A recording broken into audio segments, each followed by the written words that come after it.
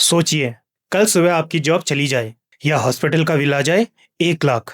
क्या आप इसके लिए तैयार हैं? यदि जवाब है नहीं, तो आप बिल्कुल सही वीडियो में आए हैं।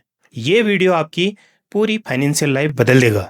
नमस्कार दोस्तों, आज के वीडियो में हम जानेंगे इमरजेंसी फंड क्या होता है, इमरजेंसी फंड क्यों जरूरी है और इमरजेंसी फंड कैसे बनाएं। चलिए बात करते हैं इमरजेंसी फंड की।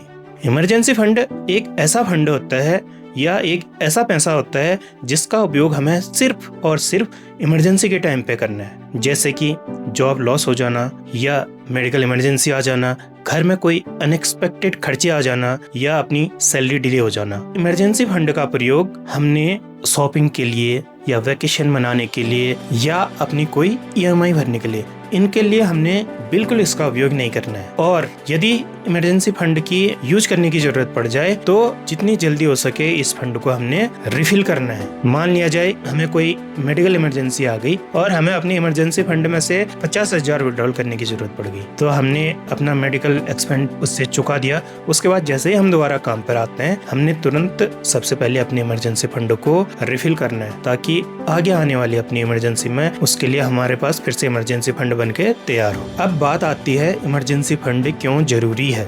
यदि हमारी जॉब लॉस हो जाए या मेडिकल एक्सपेंस हो जाए या कोई भी अनएक्सपेक्टेड खर्चे हमारी जिंदगी में आ जाएं, तो उस समय हमें किसी से लोन लेना ना पड़े, अपने फैमिली फ्रेंड्स इनसे उधार लेना ना पड़े या क्रेडिट कार्ड का जो इंटरेस्ट होता है उसके जाल में फंसना ना पड़े। इन सब से सुरक्षा प्रदान करने के लिए हमारे पास एक उचित इमरजेंसी फंड का होना बहुत जरूरी है। इमरजेंसी फंड हमारे पैसे को ग्रो तो नहीं कराता है या हमें कोई करोड़पति नहीं बनाता है, लेकिन हमें सुकून जरूर प्रदान करता है। ये हमारी पूरी फैमिली को एक सिक्योरिटी देता है। तो दोस्तों, इसलिए हमें एक इमरजेंसी फंड बनाना बहुत जरूरी है। चलिए अब बात करते हैं इमरजेंसी फंड कितना होना चाहिए। यदि आप प्राइवेट जॉब करते हैं तो आपका मंथली एक्सपेंसेस के 6 महीने के बराबर आपके पास इमरजेंसी फंड होना चाहिए, ताकि यदि आपकी कभी कंपनी लॉस में चले जाए, आपकी छटनी हो जाए या कभी सैलरी डिले हो जाए, तो आपका जो मंथली खर्चा है वो स्मूथली आप अपने इमरजेंसी फंड से चलाते रहे। गवर्नमेंट जॉब वालों के लिए 3 महीने का कम से कम इमरजेंसी फंड होना चाहिए, और जो सेल्फ एम्प्लॉय या बिजनेसमैन होते हैं उनको कम से कम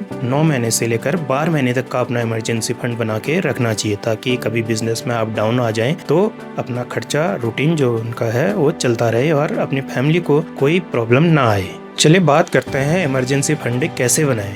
यदि आप नौकरी पेशा हैं तो अपनी सैलरी में से कुछ परसेंटेज आप एक अलग से अपने सेविंग अकाउंट में मंथली SIP की स्टाइल में रेगुलरली उस अकाउंट में अपना ट्रांसफर करेंगे। जैसे आपकी 25 से 30 हजार की सैलरी भी है तो आप 3,000 रुपये मिनिमम भी आप मंथली अपने इमरजेंसी फंड के लिए ट्रांसफर करेंगे, तो 1.5 से 2 साल में आपका इमरजेंसी फंड बन के तैयार हो जाएगा। कहाँ रखें इमरजेंसी फंड? एक अलग से सेविंग अकाउंट बना सकते हैं या लिक्विड फंड में रख सकते हैं। और याद रखिए, यदि आप म्यूचुअल फंड में इन्वेस्ट कर रहे हैं या आपने कोई रियल एस्टेट में कोई छोटा मोटा प्लॉट ले रखा है या स्टॉक में इन्वेस्ट करते हैं, तो इस पैसे को अपना इमरजेंसी फंड समझने की गलती बिल्कुल मत करिए। यदि आपको कभी अर्जेंट पैसे की जरूरत पड़ जाए, उसमें आपका कोई प्लॉट बिकेगा नहीं या बहुत कम रेट में लॉस में बेचना पड़ेगा। इसलिए इन्वेस्टमेंट अपना अलग है और इमरजेंसी फंड अलग है। एक नियम बना लीजिए, इमरजेंसी फंड का उपयोग सिर्फ और सिर्फ इमरजेंसी के टाइम पर ही करना है, और जैसे हम इमरजेंसी फंड का यूज कर लेते हैं